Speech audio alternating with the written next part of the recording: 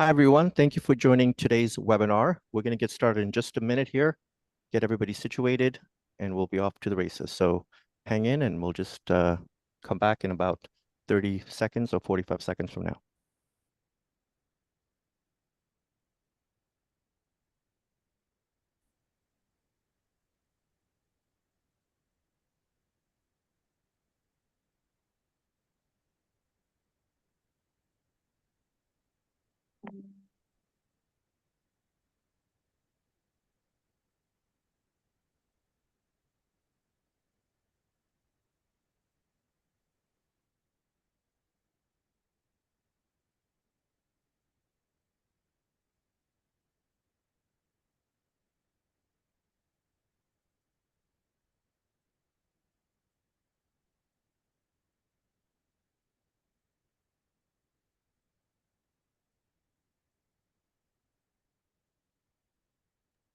All right, let's go ahead and get started. Hello and welcome to another installment of the Traxo webinar series. Today we'll be covering the topic of transformation of travel programs and how it is critical to the state of managed travel programs. Our expert panelists will uncover some amazing insights that they have gathered in their experiences and talk to you about how you can transform your travel program and gain clarity from all the chaos in the travel industry. We have a couple of rules. Rule number one is that we will keep our comments and suggestions based on what you all can do over the next 12 months. And the second rule is that from time to time, I may have a few shameless plugs about Traxo's Travel Manager Toolkit, and I will limit myself to no more than 10 today. So let's get started. So a few housekeeping announcements I want to make before we jump in. We are recording today's webinar for your review and to share with colleagues as you see fit. And we will be making the recording available via the Traxo Resource Center as well as through our YouTube channel. Also, the Q&A feature is now open and we'll be monitoring this throughout this webinar today. And so if you have any questions, please feel free to submit them during the course of today's webinar. As I mentioned earlier, I'll be doing a couple of shameless plugs. So here's my plug number one. The inspiration for today's webinar actually came from a recent resource that Traxo published called the Travel Manager's Toolkit, Essential Strategies for Modern Travel Management. In here, you will find a blueprint for the areas that you can review within your travel program, as well as resources such as a travel policy template. Our panelists have a great deal of experience in all things related to travel management. So let's go ahead and introduce today's guests. All right, so I'm going to ask all my guests to go ahead and introduce themselves. We'll start with Kim, Sarah, and Olga, and would love to hear from you. Talk a little bit about your travel program and some of the high-level information that you can share about where you are today with your travel programs. And of Thanks, course, Josh, for yep, go having ahead, Kim. me. Hi, I'm Kim Hamer from Results Plus Consulting. I've been in the industry for more than 20 years, most of that time being on the buyer side, most recently working for a global payments company. I also have experience in consulting, working on the TMC, and at a travel tech startup. Really happy to be here today to talk with two great panelists in Sarah and Olga and hearing a little bit more about their programs. And I will kind of chime in on what we're hearing in the industry as well. Thanks so much. All right, I guess I'm next. So hi, everyone. I'm Sarah Hayden, travel lead for ZS Associates. We are a global consulting firm, so we have quite the footprint for where our reach extends. Myself and my team, we oversee our TMC, OBT management, all of our air, car, hotel contracts, and keeping our travelers happy while they're out on the road. So where things currently stand for our program, we are at a bit of a influx with some changes happening in our program. If you keep a pulse on LinkedIn, you've likely seen a recent announcement that we will be changing our TMC and OBT come Q1 of next year. So looking forward to sharing some of my insights I've gathered over the last several months, going through the RFP process, making our decision, and then now embarking on the implementation of all these changes. So thanks for having me.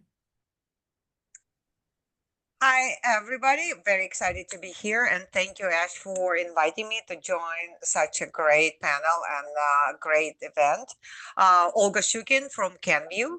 CanView is a former consumer division of Johnson& Johnson.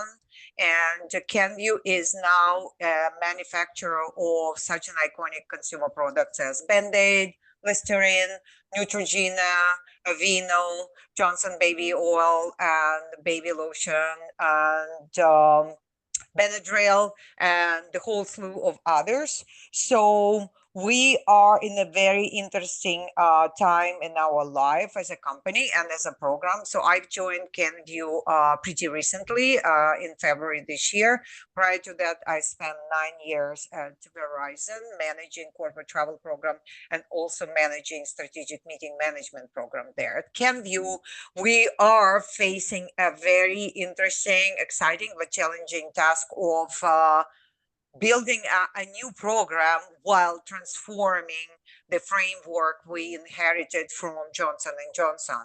We are in the process of changing industries, changing culture, changing processes. So yeah, everything is up in the air and a lot of transformational work is happening. So yeah, that's the challenge we're facing. And I'm very excited to share some thoughts and some insights we've discovered and also hear from my colleagues here what they're doing in their journeys. So thank you for having me.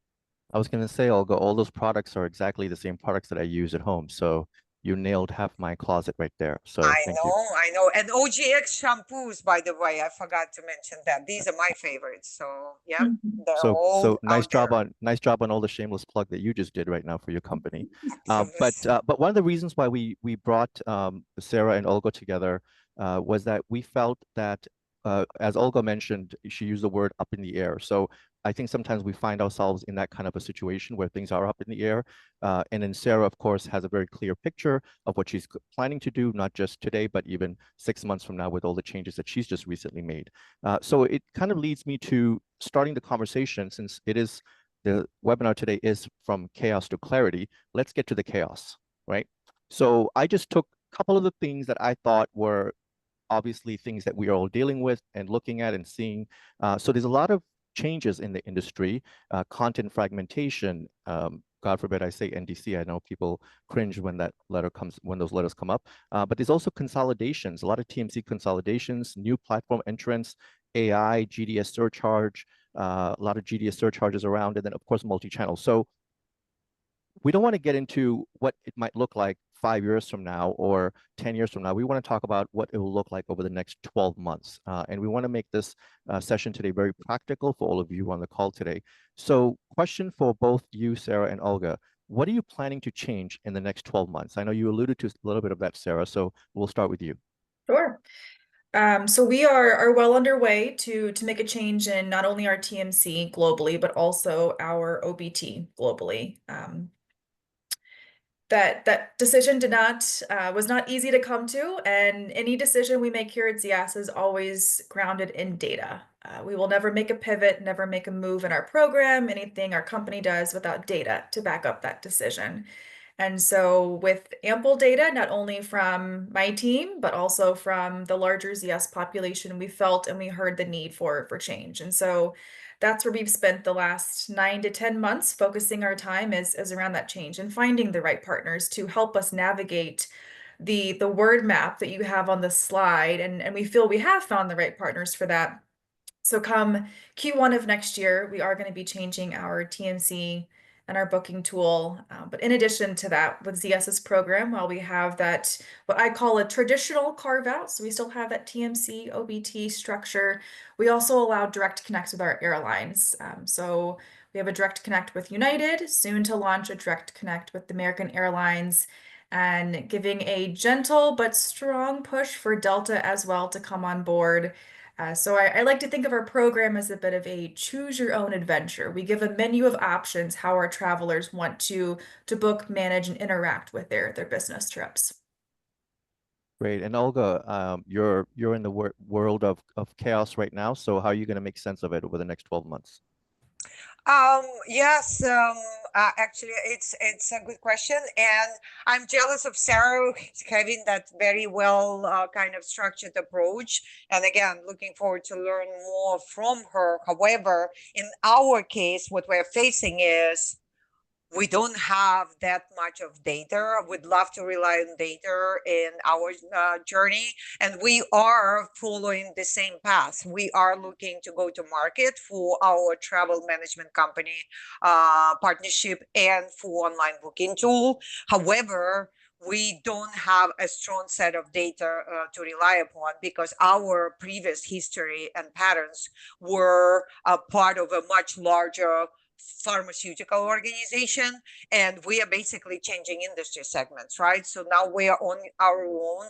We are um, consumer health care company. We're a consumer product manufacturing company.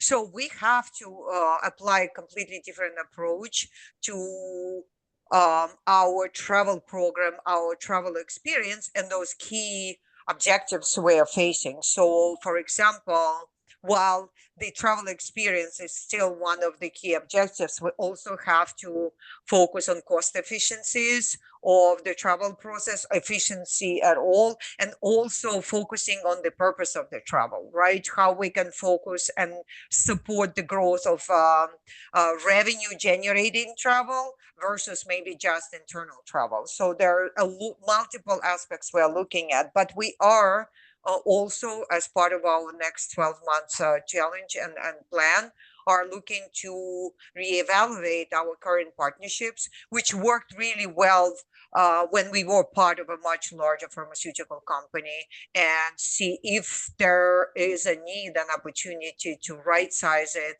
and really restructure it to make it fit for our purpose of CanView as being very dynamic fast growing consumer company.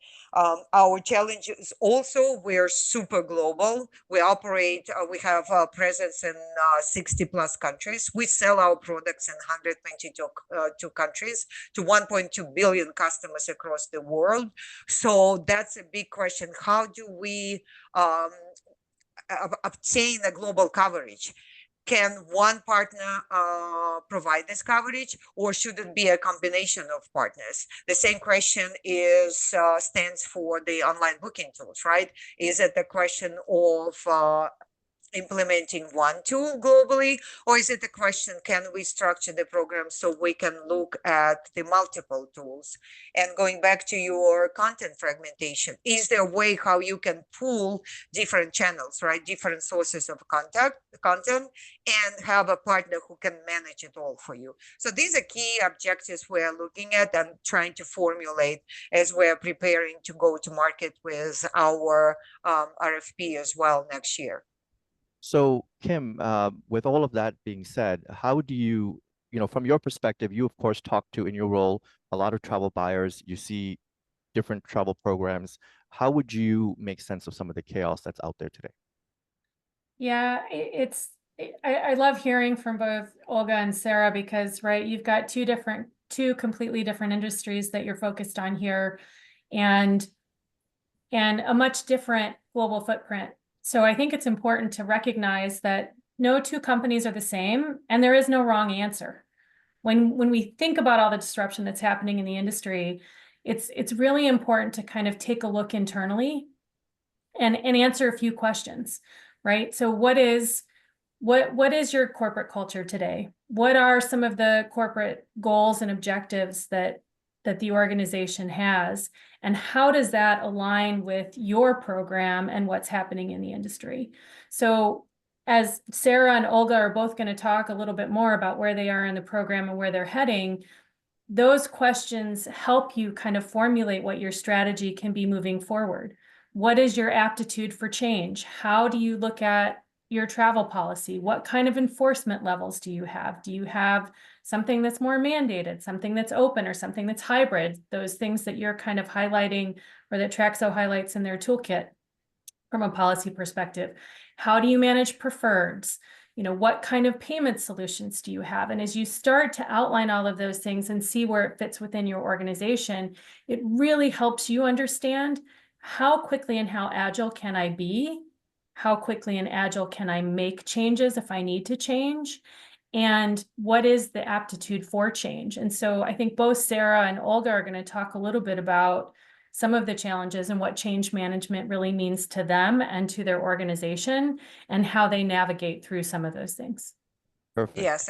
And Ash, if I may Yep. jump in and Please. just build a little bit more on what Kim just said, we just had one of our internal discussions. I'm sitting within procurement function, right? So we talked with our senior leader and with our team members, and what came out of this discussion, and I think it resonates with Kim's comments. We were talking about what is best in class. And I think there's no such thing as best in class travel program anymore, where in the past, we had certain frameworks. We knew how it would work for a global company, maybe more for a domestic company in the US. Now with that beautiful visual, which Ash displayed in front of us, right? There's no such thing as best in class. There's no such thing as prescriptive kind of templates which you can use, and basically you have to go back to what is important for your company and then start building it from there. So we don't have that much guidance anymore, so I just wanted to point it out. Yeah, and that's great. And for the audience, I think you're all getting a really great amount of nuggets already dropped in the first 5 minutes of this webinar. And so we're going to keep the flow going. And I think, Kim, you kind of started this conversation around culture. So I'm going to ask Sarah, what role does culture play in your organization? And how does that help you with evolving your travel program? So walk us through some of the stakeholders, your industry that you're in, and of course, the culture at ZS. Yeah, the culture at ZS is the backbone of how our firm operates. And without a strong culture, with the focus on our people, we wouldn't be the same ZS that we are today. Our people are our product. Being a professional services consulting, our travelers are out on the road every week on client sites, making impact on the work that they do. And so I don't have a tangible product that my company sells. It's our people, and we have to take care of those people to remain a flourishing company in a flourishing industry. So when it came time to, as Kim said, what's the core focus? What matters most to ZS? What's at the heart of making this pivotal change to, move from one TMC to another and make, technology changes in our program? Our people had to be at the core focus of that. And so our 3 program goals that structure any decision we make: traveler experience, first and foremost.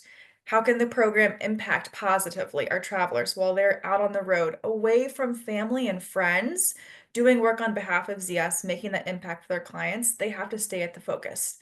Second to that is duty of care. As a corporate responsibility, we have to take care of them while they're out on the road. So making sure we have the right technologies, the right integrations in place to take care of them. And then third, being a good steward of not only ZS's money, but our clients' money, because we do work on their behalf. So to Olga's point as well, trying to balance your financials and make sure that you have strong, relationships and contracts in place with your various travel vendors, but they have to be mutually beneficial relationships, not one-sided. There has to be a fair balance. So yes, culture is huge for ZS. It's what's carved out the path forward for our program. And Sarah, talk a little bit about the other stakeholders. Yeah. Of course, we're talking to you here today. You're representing the travel program, but I'm sure there are many others that you connect with internally. What role do they play for you in helping you transform and do some of the things that you've done and are doing right now? Yeah. So through the last 6-9 months of this RFP process, we would not be as far along as we are if I didn't have my team with me. I do not operate alone. So Luca sits in our London office. He is my subject matter expert on all things Europe, Asia. While I like to think I have a pretty good knowledge base, he fills in so many gaps for me. Then we have Grace, who is on my team as well, newer to the team, but brings a fresh perspective. So we wouldn't be where we are without them. Now, as far as other stakeholders within ZS, finance plays a huge role for us. My team actually reports into finance, and so they help us make those more level-headed financial decisions when it comes to making big changes like this. But then we've also started working with our procurement manager to make sure that we have the right checks and balances in place when it comes to procuring new technologies and new vendors. IT, of course, helps us through with the audit, legal, making sure our contracts are in place and buttoned up. Then I've also started working with our ESG team to make sure that we're carving enough thought around how we're making a global impact with our travel program. Great. Olga, let's hear from you now. Talk about your Um, culture and how, and kind of help us understand how it's different from some of the things that Sarah might have also said. Right. So, obviously, culture, of course, is important, and our company is in the. It's interesting. Again, you can consider us a startup, though we are not a startup. So it's a mixture of this kind of cultural transformation where you do have a long tradition of those well-known, world-known brands, but at the same time, you now have your own company and you have to build that new culture. So how do you navigate that? Not an easy process, of course, but we focus our culture around self-care, right? We sell those products which help people care better for themselves. So care for our customers and for our employees is super important. We also build a strong, one of the key cornerstones of our cultural message to the employees, the owner's mindset, right? So how do you really apply owner's mindset to everything you do within your job, and how do you spend money, company's money, with owner's mindset? That's also a big important component of our culture. And also so I want to bring forward sustainability. Like, we are a manufacturer, right? We use plastics. We have manufacturing sites all over the world. And of course, there's a very strong sustainability program and initiative, how we can reduce our carbon footprint, how we can use more sustainable materials within our manufacturing process. And that's a big focus for the company. What we're trying to do on the travel side, of course, we're trying to see how we can align our travel program with that much bigger, much more impactful initiative, which overall the company have. And also, again, being a company, self-care product company, customer well-being company, how do you also bring travel well-being into the process? And of course, along with what Sarah said, a travel experience, how do you improve it? However, we sit in procurement, so of course, big focus is on, and that's part of how we're measured, is on cost efficiencies, right? So how do you deliver more cost-efficient travel while still building on the travel experience? So these are kind of priorities and focus areas which we're trying to pull into our new program. Great. Thanks, Kim, Olga. yes, go ahead. It's really helpful to hear, how both of you are positioning, how culture plays a big part in your decision making. One, Sarah talked a little bit about how their culture is well established. It's a company that's been around for a while. And then you've heard from Olga, who, they've divested from a large company and now they're trying to build a brand new culture.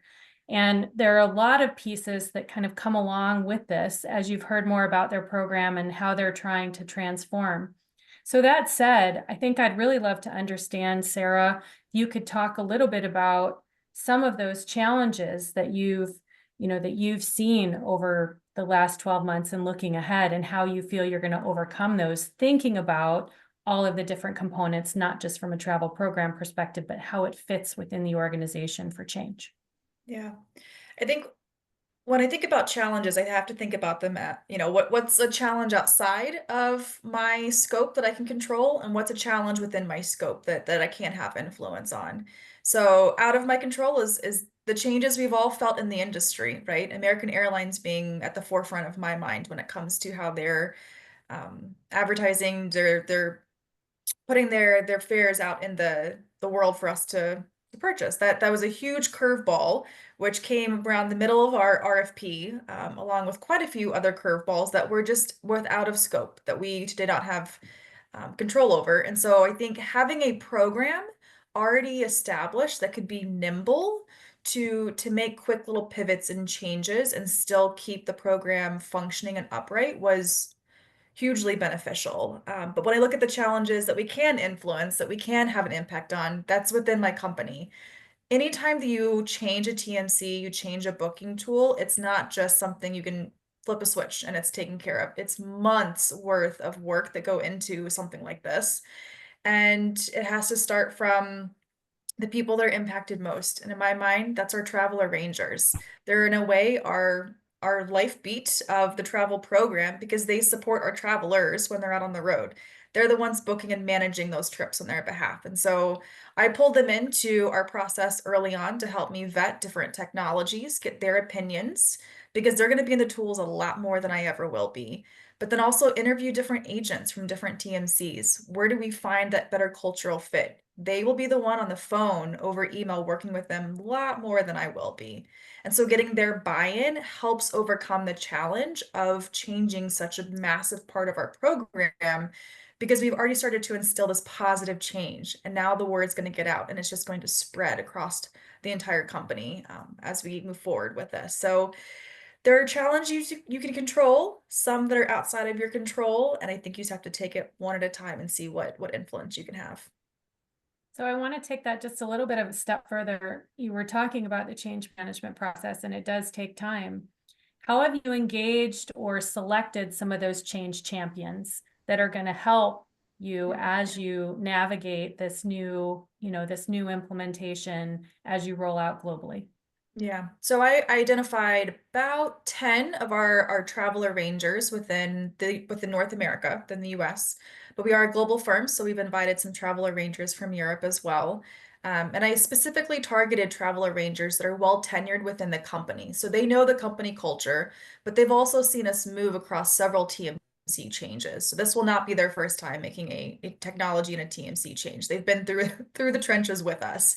So then having that background, that context was really helpful in trusting their feedback when they maybe would push back on something or when they would really advocate for something. I knew that this was feedback I could really trust from them. And it's going to trickle down from there. So their rosters of travelers will be part of an early experience group through this change. So we'll have a small group of them on our new systems before we go live Q1 of next year.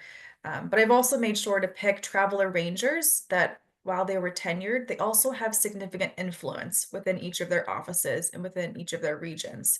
So if we have anyone who's hesitant towards change, or if we have someone that needs additional confidence building behind this change, I can leverage them and they can be an extension of our team in a way to help make sure this change goes smoothly.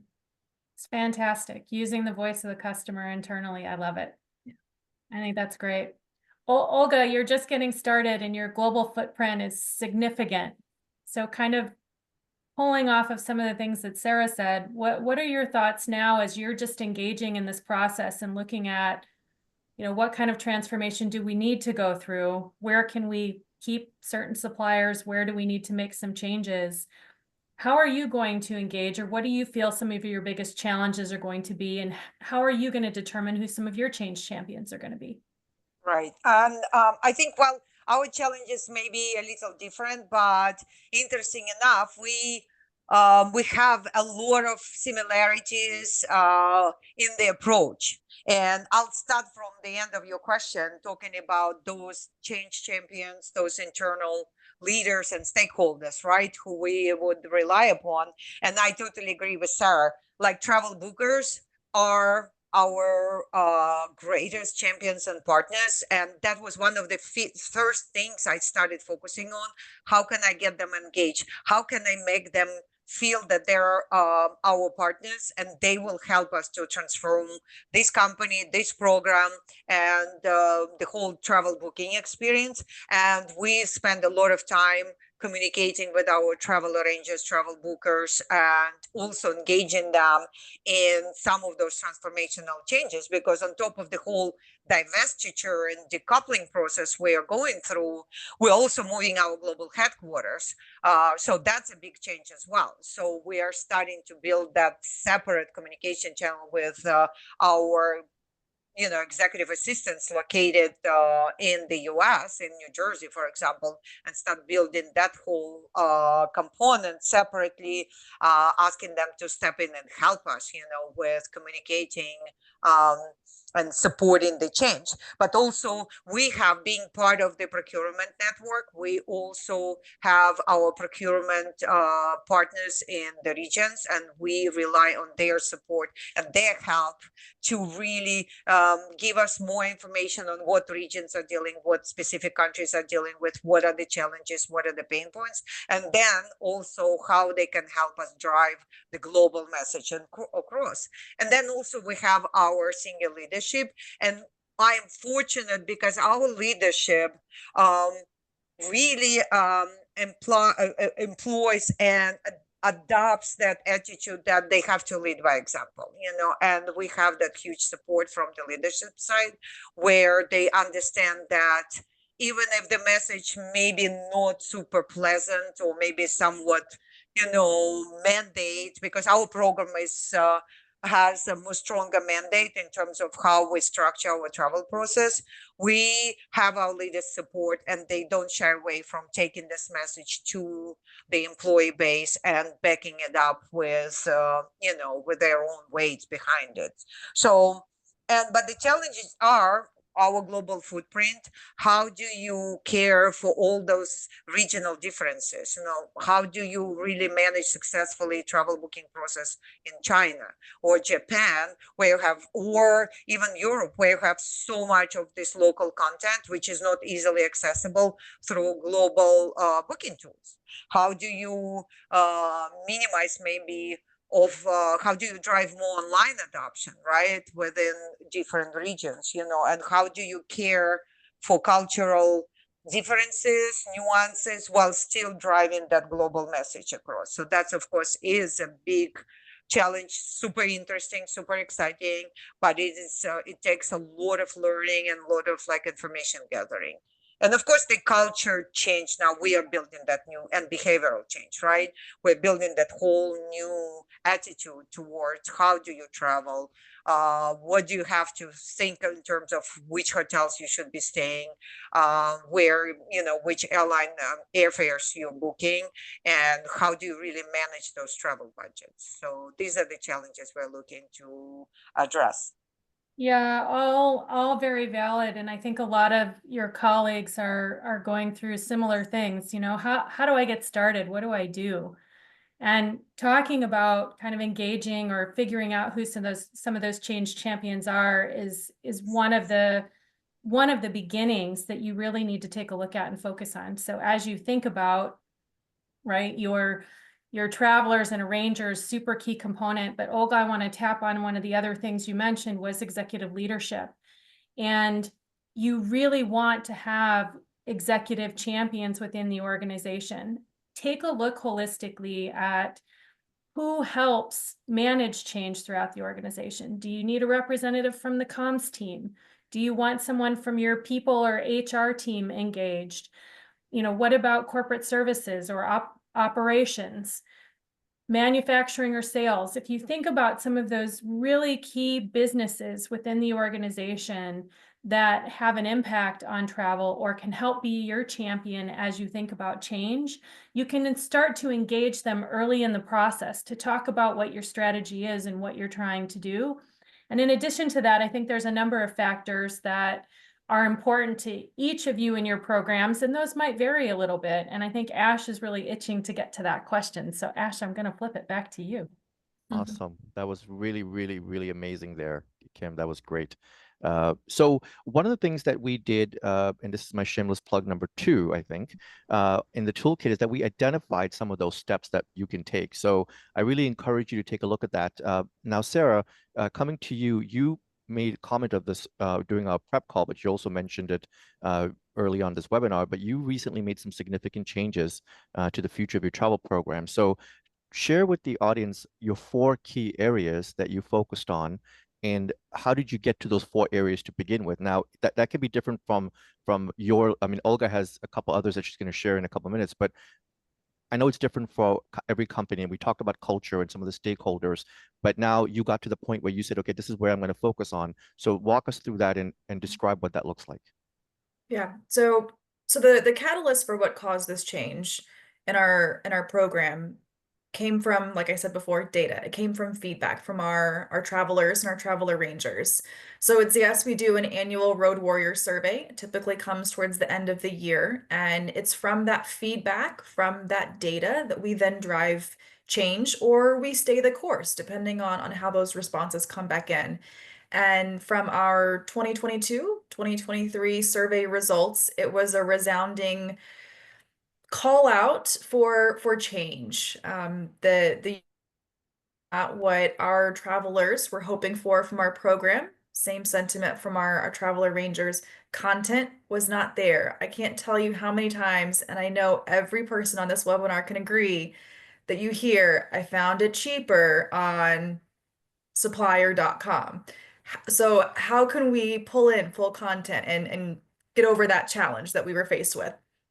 So from that feedback survey, it drew our first 2 tenets or 2 areas to focus on. So user experience, as well as pulling in full content for our program. So we keep people in program. We're not going to these .coms that we don't have established as part of our program. Third being financials. Of course, as one of our program goals, we want to be good stewards of ZS's money as well as our clients' money. So making sure that we're negotiating strong contracts with our airlines, hotels, rental cars. Again, that mutually beneficial relationship with all of our suppliers. And none of this is going to happen without data. I can't back it up without data. And so I'm going to make a shameless plug and say we have had Traxo as a part of our program since at least 2016, which predates my time with ZS. But it's because of Traxo's capabilities that we've been able to get a 99.7% accurate view of what our program looks like. And without that, we would have a lot of holes in where our spend is, where our people are at. So keeping in mind user experience, content, financials, and data, that then derived how I crafted my RFP, because those are my 4 areas of focus. Those were the 4 areas I wanted to drill my questions down in the RFP process to all of the bidders. Again, when they came for presentations, those were the 4 areas I expected them to speak on, and I wanted to hear their answers. We did a scorecard for each of the bidders through the RFP process, and again, use those 4 areas as our top most weighted areas to take into consideration with who we ultimately picked. And that's going to drive our strategy moving forward with the program. Very tech forward, our user, our people at the center of it, and it can't be done without data. Did you get sidelined or sidetracked by any of the other stakeholders during this process? Did anything happen during the course that you said, wait a minute, I've already identified these areas, I'm going to stick with them? Did you have any experiences like that at all? Yeah, ESG definitely came forward as a bigger topic. And while it was certainly something that we crafted into our RFP, we had a whole section of questions to take a take on that. That wasn't going to be weighted quite as heavily, certainly a consideration, but not a decision-making factor, I would say, in our process. Okay, we're getting some questions. So those of you on the call today, if you have any questions, please go ahead and send them in. I'm going to get to the questions in just a second. Olga, you mentioned 2 areas in addition to Sarah's. You talked about servicing of content, which she mentioned, but you mentioned the word locally in addition to that. So it's servicing of content locally. And you also mentioned travel engagement. Walk us through that. Yes, and again, it comes from us being super global, so we have to factor in and see how we can solve for those regional and country level kind of challenges. And what we are looking at and seeing in the marketplace now, there's no one, for example, tool which could provide you with maximum content, right? So we're considering, is it a matter of now opening yourself up to using a combination of tools, a combination of channels? I know Sarah went along the route of building those direct connections with airlines. Because we cannot rely heavily on just flagship US carriers, right? We have to look at across the board. We need to work with key carriers in Asia Pac region, in LATAM and Europe. So we are looking at the opportunity to build a program with the help of, let's say, our selected partner, which will give us that that multi-channel access to different type of contents, and then that such partner would be able to service it, right? So, and that's how we're building our RFP. We're walking away from your traditional kind of framework when, okay, do you have concur integration, yes or no, or something like that, or just having those like very narrowly framed questions, yes or no, whatever, how many, whatever connections you have, how many offices. We're looking to make it more open-ended and work on more like, okay, these are our needs. Come back to us, tell us how you can meet them, you know, and tell us what capabilities you have, what's in your pipeline. And we recognize that a lot of technology solutions are being developed currently, right? So the challenge we're trying to figure out, can we structure the program so it's still open to receive and accept new tools, new plug-in, kind of plug and play solutions, right?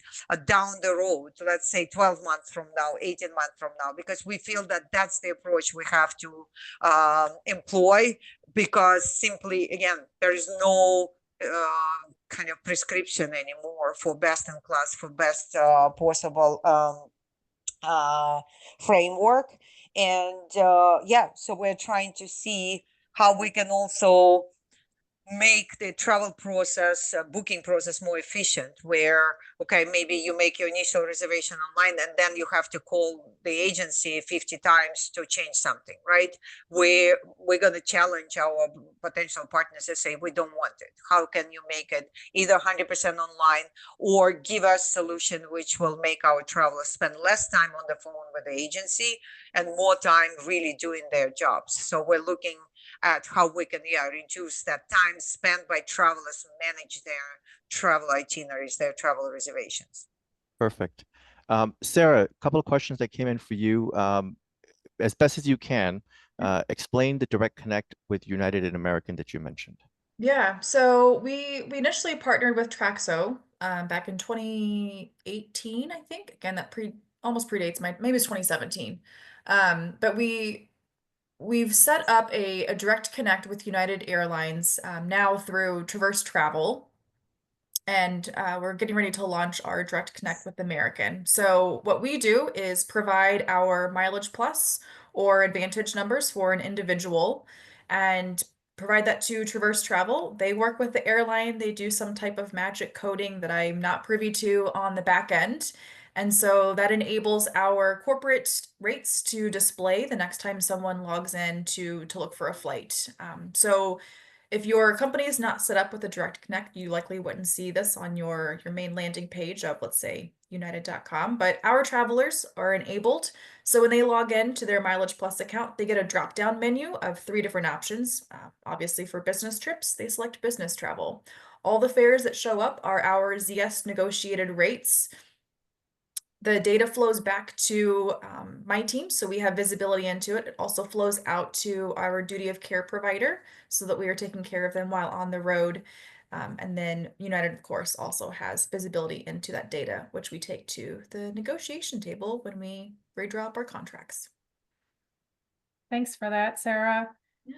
You know, one of the things I wanted to add here is what ZS has chosen to do for their program is really what we refer to as multi-channel. And it's important to note that for ZS, this is this is all preferred, right? This is all within their preferred channel network. So they've created this multi-channel environment that allows their travelers choice in where they go to access their content and the inventory, with still guidelines around their policy and what they need to do. And so they've entrusted their employees to follow, right, to follow the right rules and processes that they've established. And their culture really enables them to do those types of things. When we go back to some of the corporate profiles that we talked about earlier that we've established in working with different clients, the thing to remember is there is no right answer for anyone. It's not right or wrong. It's what works within your environment. And for ZS, this is something that has worked very, very well. So if you have an environment where you have people that may be going direct and you don't enforce your policy, there are opportunities to turn this into a preferred channel for you. And that's really what ZS consciously made the decision to do. Where there may be others, and Olga's just exploring now with Kenview, there may be others that are in that environment. You have choice, and I think it's important to note that part of that choice may be to have a multi-channel program. Part of that choice may be we're going to make the conscious effort because we've got many rules and regulations that we need to follow. Maybe it's healthcare professionals or government or other things where you have to follow some strict guidelines, and it may not enable you to do things like that. So just recognize that there are choices that you can make, and those choices really align, again, back with your corporate culture, your corporate goals, and what the executives are really looking to achieve. I just wanted to throw that in there. Yeah, and thank you, Kim, for that. And just to build, yes, while we are super interested, is there opportunity for us to get access to more content directly from the airline? For us, we operate with many more airlines, many more loyalty programs. So we're looking, okay, is there a partner who would bring this opportunity, this access to us, and still allow us to have it centralized, right, and managed within the framework of our travel policy. So I completely agree with you. It's very enticing, and we'd love to have it. We just have to figure out our own way how we can gain access to that direct content from the airlines. Not maybe directly with them, but through a third party who will give us that enablement. So one of the questions that came in, which I love this word bleisure. God, I love it. It's like one of the best words in the travel industry. And I really mean it. I love it. I know some people don't like that word a lot, but for me, it's beautiful. So the question is, back to the question. The question is, how do each one of you address bleisure? What are your policies, and how do you keep track of duty of care incidences should they arise? So we're going to touch on risk management in a second, but really quickly, Sarah and Olga, if you can just answer the question of how do you address bleisure? So at ZS, we do allow bleisure to take place. The rule of thumb is whatever the cost of the trip for, should you have departed and returned for just the purpose of business, that's the portion of the trip that ZS will financially reimburse you for, the client will cover. Anything above and beyond that is considered the leisure side of it, and so that would be upon the individual traveler to cover. So it's very nuanced. It's often covered case by case basis.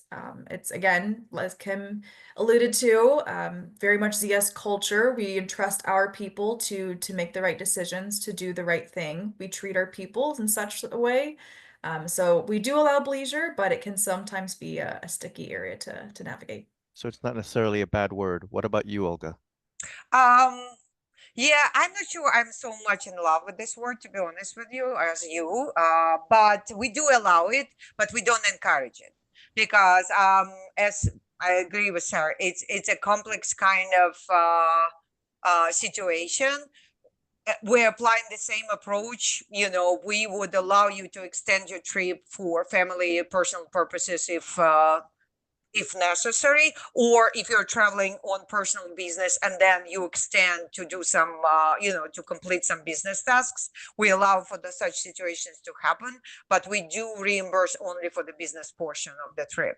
And then, of course, duty of care becomes also a very difficult question, because now you're talking about liabilities and insurance coverages, and then what really applies in terms of how much support we're going to give our employees while they're on business, and how much we're going to give them while on leisure travel. We do provide our travelers with the travel advisories, especially when they're traveling in maybe higher risk type of regions of the world. So they get them through the data feed, through our duty of care provider, International SOS.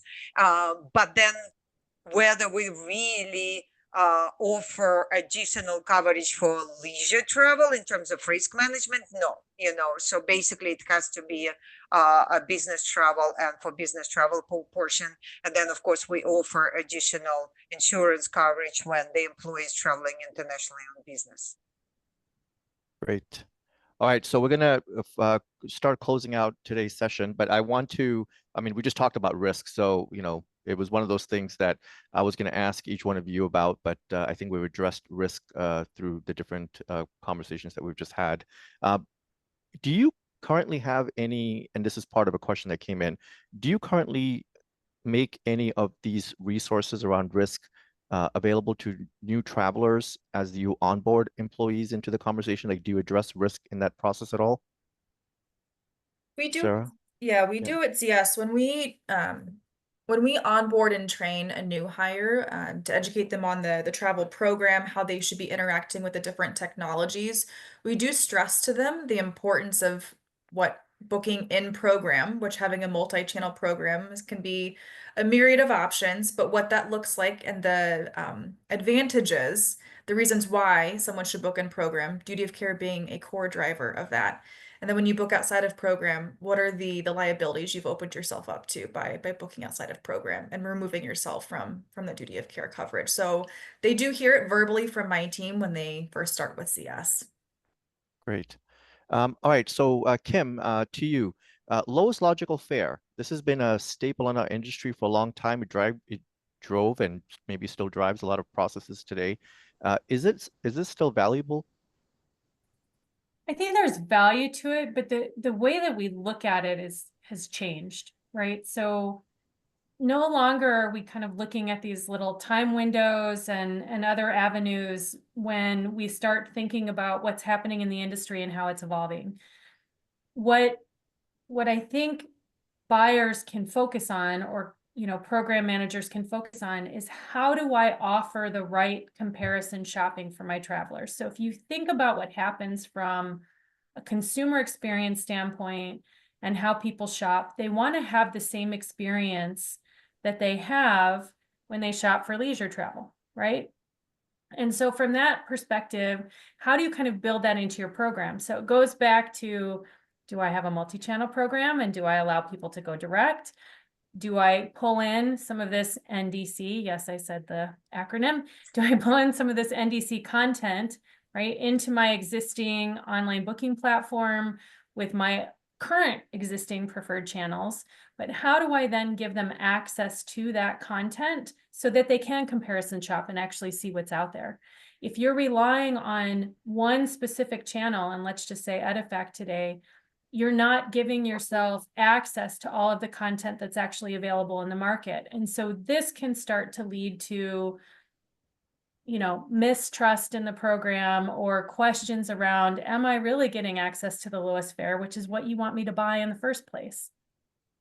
So moving away from just saying, do you have the lowest logical fare, and asking the question, am I giving my travelers and the arrangers access to the content that they need in order to make the smartest decision for their budget at the point of sale, is really the question that you should be asking. Because if you can get to that content and you can bring it in, then you are giving them that ability to comparison shop. And then I think that conversation becomes more relevant and valuable again. Perfect. And I'm going to rely on your expertise for this one as well. So we used multi-channel earlier. There's also this word omni-channel industry. What is the difference between the two? Yeah, the way that we typically look at these is twofold. So omni-channel is really an open environment where maybe you don't have a lot of policy guidelines or you don't really have a strong policy in place, and people are booking through a variety of channels on their own. It's not a concentrated effort. Your preferred rates are not loaded in the system. So if they're going to a .com or the app for an airline, they're not going to get access to those corporate rates. That's really omni-channel. Multi-channel is the concerted effort to very similar to what ZS has done, right? They have a multi-channel program where they are engaged with not only the TMC and OBT, but they are also allowing some direct. And so you can have that component as multi-channel. You can also have multi-channel, which means you're accessing content through different channels, but you may be consolidating them into one platform, right? So it's twofold. You have what ZS has done, and then you have what others have done, where they're starting to open up NDC content, or they're using other aggregators in addition to the GDS. And you can be using both GDS Edifact and GDS NDC to access that content. And so that is still considered a multi-channel program. And it's just putting it into the preferred nature of what you're offering to your travelers and arrangers through your organization.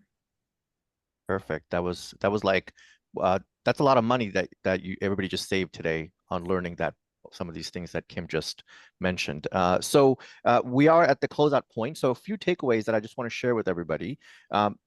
And this is suggestions that came from our panelists as well, though I might have steered some of these comments as well to a certain degree. But we want to make sure that you choose areas that you can improve on in the next 12 months, right? So as a takeaway, don't take a big bite out of AI and these other hot topics that are out there. I think they're great. There still has to be a lot of trickle effect that's going to take place in the future, but choose areas that you can definitely improve right away. And as Kim mentioned earlier, one size does not fit all. It doesn't matter what your culture is, as Sarah and Olga mentioned. It doesn't matter what industry you're in. It doesn't matter what your program size is. But in all of these scenarios, I think the key thing is to think outside the box, right? If you want to make transformations occur, you have to think outside the box. So please do that. And then my final shameless plug, right here, I think this is 4 now, 4. I kept it under 10, is to download this amazing toolkit. I do want to give a shout out to 2 folks who really helped us, Scott at T. Clara and Bruce at McIndoe Risk Advisory LLC, for providing their guidance on this book. So we really do appreciate that. And any final comments from all of you? I'm going to ask each one of you to give us your comments. We'll start with you, Kim. I would just say again, it's about choice. It's about understanding what your organization can adapt to. What is your aptitude for change? What is your culture like? How do you fit within the framework of policy, preferreds, payments, expense? All of those things play a part in how you build your strategy. How do you want to access content? And then it's really talking with your suppliers to build a program that's going to be suitable for your organization. Awesome. Sarah, you. My one piece of advice, if you find your program is out of flux or you're trying to wrap your arms around what your program should look like, is go into the industry without blinders on. Be open to hear and entertain all ideas. And then as you get more knowledge and context, then start to narrow your focus. But having those 4 key tenets in mind it's going to help you pave that path forward. But take advantage of those expo floors at all the different industry events. Go out, meet people, network, figure out what's going to work for your company, your culture, and your program, and then start to narrow the focus down. All right, Olga, how about you? Well, Sarah completely stole my thunder because I was going to talk, and I'll reiterate, yes, be curious, be open-minded, and invest in learning in what's happening in the travel industry nowadays. Because unfortunately, without certain investment in learning the realities of the state of the industry, what the suppliers are doing there, I don't think you will be able to make those decisions. And I've been in the industry for a very long time. And let me tell you, I feel like a first grader sometimes because you just have to understand. And the industry is moving so quickly that you really have to focus on trying to catch up and then bring back that knowledge and bring back those informed recommendations and decisions. So I'd say knowledge is power. Keep learning. Ash, I just Awesome. want to add one last comment to the Yes, please, Kim. travel is such an emotive category, and as both Sarah and Olga said, take the emotion out of it. Data is your friend. Use data to the extent that you can to help you fuel your decisions moving forward. And embrace the word bleisure while you're doing it. All right, so one of the things that we have done at Traxo, and this is a brand new announcement, is that we are offering scholarships. So please check out our scholarship page on our website. This is your ability to use Traxo at no cost. And so if you are interested in accessing the Traxo scholarship, please visit traxo.com, and there's a specific URL as well that you can go to. So as we close, I'd like to personally thank all of those that attended today's webinar, and I want to thank those that also provided some thoughtful questions.